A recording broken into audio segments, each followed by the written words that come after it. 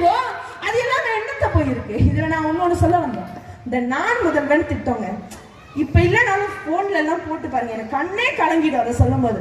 ஏன்னா அந்த விஷயம் என்னோட கனெக்ட் ஆகும். இங்க இருக்க நிறைய அம்மாமார்களுக்கும் அது கனெக்ட் ஆகும். 2 பொம்பளை பிள்ளைய பெத்தீங்கன்னு வைங்களேன், அது எவ்வளவு பெரிய கொடுமைன்னு தெரியுமா?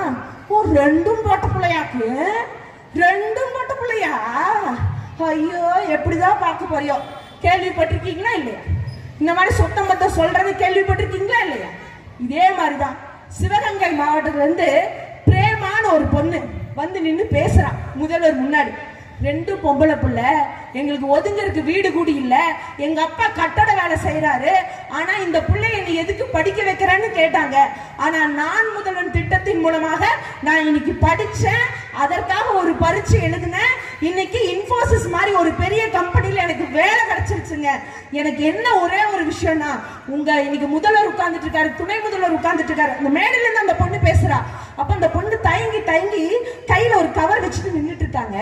எல்லாரும் உட்கார்ந்துட்டு இருக்கீங்கன்னு அப்படின்னு சொல்றாங்க. அப்ப ஒரு அம்மா கேக்குறாங்க, ஏமா தயக்கமா பேசுறீங்க, என்ன வேணும்? இல்ல மேடம், எல்லாரும் எங்களை இந்த பிள்ளைய படிக்க வச்சு என்ன பண்ண போறேன்னு கேட்டாங்க.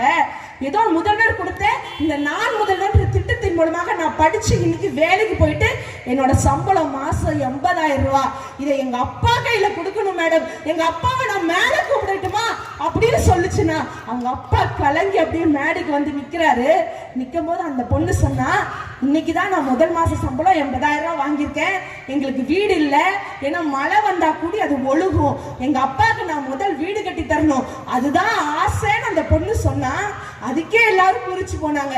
சொன்ன வார்த்தையை மனசுல வச்சு அதுக்கு உடனடியா கலைஞர் கனவு இல்லத்தின் மூலமாக ஒரே வாரத்துல பிரேமாவுக்கு வீடு கொடுத்தவர் தமிழ்நாட்டு முதல்வர்.